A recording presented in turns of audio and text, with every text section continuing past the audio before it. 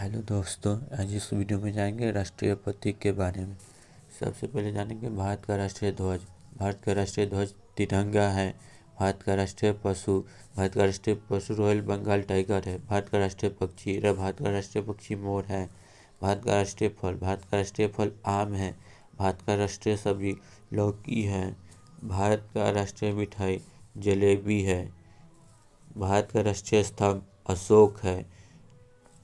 भारत का राष्ट्रीय गान जन गण मन है। भारत का राष्ट्रीय गीत वंदे मातरम है। भारत का राष्ट्रीय त्यौहार 15 अगस्त और 26 जनवरी ऐसा है और भी परिचय ही खास माना जाता है। भारत का राष्ट्रीय खेल हॉकी है।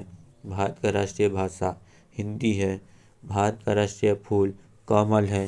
भारत का राष्ट्रीय पेड़ बरगद है। भारत का राष्ट्रीय कैलेंडर शक कैलेंडर है। भारत का राष्ट्रीय जलीय जंतु डॉल्फिन है। भारत का राष्ट्रीय नदी गंगा है। भारत का राष्ट्रीय मुद्रा रुपये है। भारत का राष्ट्रीय विरासत पशु भारतीय हाथी। भारत का राष्ट्रीय प्रतिज्ञा निष्ठा की शपथ। भारत का राष्ट्रीय पुरस्कार भारत रत्न।